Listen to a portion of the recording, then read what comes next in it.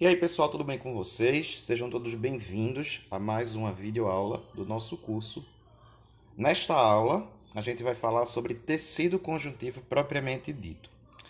Então, para começo de história, é importante que a gente tenha em mente que os tecidos conjuntivos, também chamados de tecidos conectivos, são um grupo de tecidos originados do segundo folheto embrionário. Então, lá na terceira semana de desenvolvimento embrionário, o embrião ele se estabelece como um disco trilaminar, ou seja, formado por três tecidos embrionários, que são eles: o ectoderma, o tecido mais externo, o mesoderma, que é o tecido intermediário, e o tecido mais interno, o chamado endoderma. São esses três folhetos embrionários que vão dar origem a todas as células do novo indivíduo. Tá? Então, os folhetos embrionários eles são formados por células-tronco. As células-tronco do mesoderma, que é o folheto intermediário, são chamadas de células mesenquimais. São células com bastante prolongamento, está com forma de estrela. E essas células são produtoras de matriz extracelular. Tá? O tecido embrionário, formado pelas células mesenquimais e a matriz extracelular que elas produzem, nós chamamos de mesênquima. E os tecidos conjuntivos, especialmente que a gente está falando aqui hoje, são originados a partir desta mesma célula-tronco. Então, essa célula mesenquimal indiferenciada, ela vai dar origem, por exemplo, a fibroblastos, que são as células do tecido conjuntivo propriamente dito, que é o assunto da nossa aula de hoje, mas também vai dar origem a células adiposas, que é do tecido adiposo, células relacionadas com o acúmulo de gordura, células do tecido cartilaginoso, né, os chamados condroblastos, condrócitos, células do tecido ósseo, os osteoblastos e osteócitos, células da medula óssea vermelha, produtoras do sangue. Tá? Então, o sangue também se origina desse folheto embrionário, o mesoderma.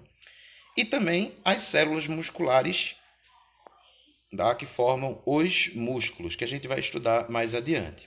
Então, o que a gente precisa ter em mente é o seguinte: todos os tecidos conjuntivos eles são originados a partir do mesmo folheto embrionário, do mesoderma, a partir de células-tronco indiferenciadas que nós chamamos de células mesenquimais. Bem? Então, tecido conjuntivo, como eu falei para vocês, ele é subdividido em tecido conjuntivo propriamente dito, representado pelos tecidos conjuntivos frouxo e denso, e os tecidos conjuntivos especializados, que têm outras funções, como, por exemplo, o tecido adiposo,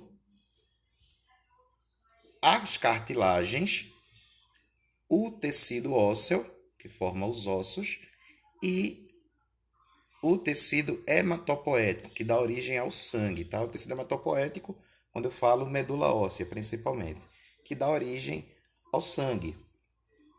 Então, o que todos esses tecidos têm em comum é que todos eles são originados da mesma célula tronco, ou seja, células mesenquimais. Funções dos tecidos conjuntivos. Então, primeira função básica, função estrutural.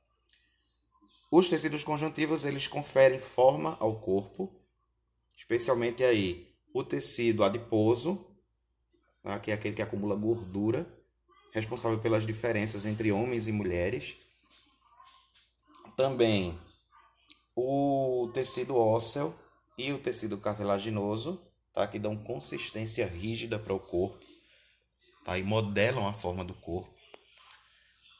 Tecidos conjuntivos também formam cápsulas ao redor de órgãos, além de preencher espaços. Tá? Por isso também que os tecidos conjuntivos são chamados de tecidos conectivos, porque preenche espaços entre órgãos, mantendo esses órgãos nos seus devidos lugares e conectando uns aos outros. Os tecidos conjuntivos também são importante reserva de fatores de crescimento que são moléculas relacionadas com as mitoses das diversas células, dos diversos tecidos. Também tem função de transporte de nutrientes. Então a gente já fala aqui que os tecidos conjuntivos são ricamente vascularizados, tá? Via de regra. A gente já viu anteriormente, por exemplo, no tecido epitelial, que é um tecido avascular, que o tecido epitelial recebe seus nutrientes a partir do tecido conjuntivo. Então o tecido conjuntivo ele é ricamente vascularizado, tá, pessoal? Por isso ele está relacionado com o transporte de nutrientes, de gases e também de catabólitos, de excretas que as células produzem e que precisam ser retiradas do organismo.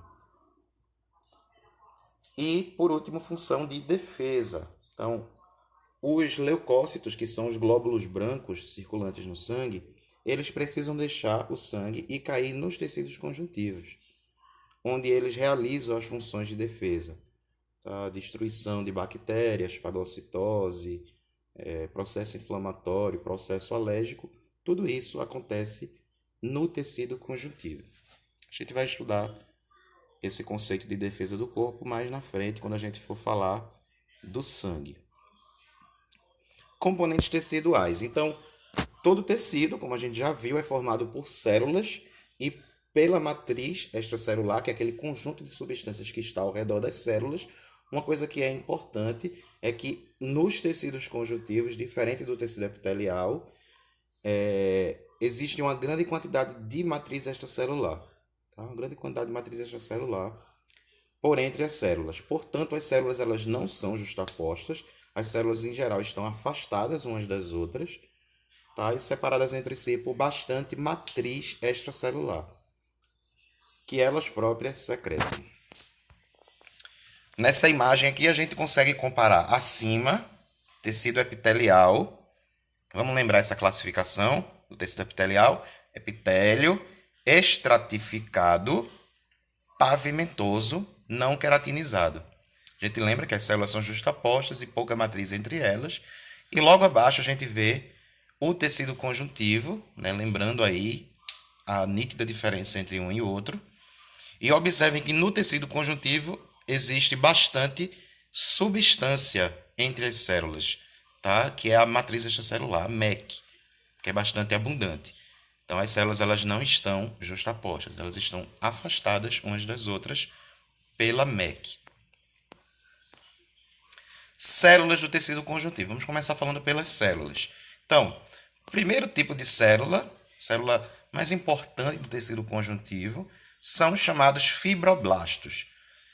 Os fibroblastos são células derivadas das células mesenquimais, lá do embrião, células com bastante ramificações, tá? Em forma estrelada, com um núcleo com a cromatina frouxa e um nucleolo bem evidente, e também com bastante retículo endoplasmático rugoso e complexo de Golgi, o que mostra que essas células são extremamente eficientes na produção de proteínas, tá? Na síntese de proteínas. Lembrando que as proteínas elas são sintetizadas no retículo endoplasmático rugoso, depois endereçadas para o complexo de Golgi, e o complexo de Golgi secreta essas moléculas, né, essas proteínas da matriz extracelular para fora das células.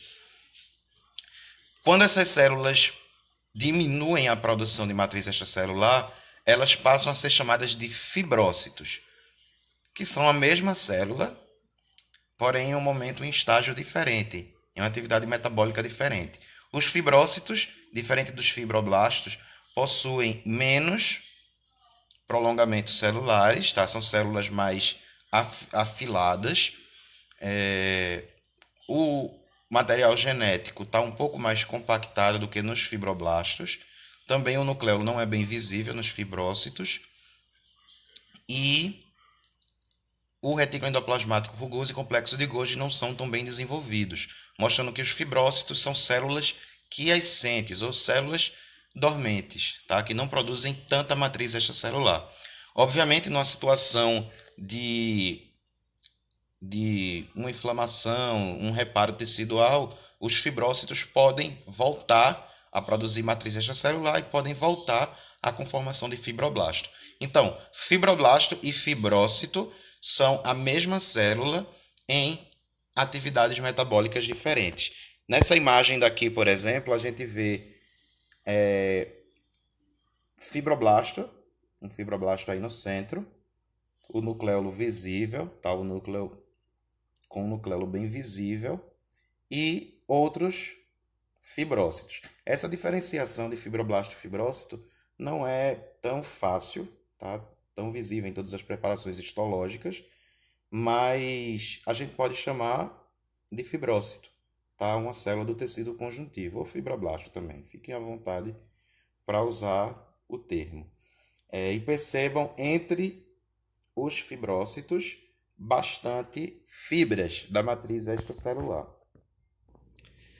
Segunda célula do tecido conjuntivo são os chamados monócitos. Monócitos são células circulantes nos vasos sanguíneos que circulam por volta de até 7 horas, 12 horas no sangue e depois deixam os vasos sanguíneos e caem no tecido conjuntivo, onde passam a ser chamadas de macrófagos, que são células relacionadas com fagocitose, portanto, relacionados com defesa. Então, os macrófagos realizam a sua função de defesa no tecido conjuntivo, como a gente já falou anteriormente. Mastócitos são células também localizadas no tecido conjuntivo, geralmente não são visualizadas em HE, tá? A gente não consegue visualizar mastócito em HE. A gente utiliza corantes específicos para visualizar mastócito. E eles são ricos, são células ricas em grânulos de histamina e heparina. A histamina é um vasodilatador, tá? E a heparina um anticoagulante.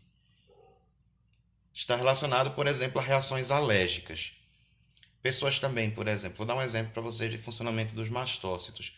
Tem pessoas que são branquinhas e que quando passam por algum constrangimento, alguma vergonha, ficam com o rosto avermelhado. Aquilo ali é uma descarga de histamina, tá, no tecido conjuntivo causada dos mastócitos, causada pelos mastócitos, e a histamina causa vasodilatação, levando à vermelhidão no rosto.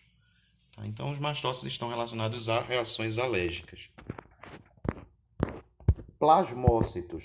Plasmócitos são células originadas também da circulação sanguínea. Então, são linfócitos B que passam a produzir anticorpos. São células produtoras de anticorpos.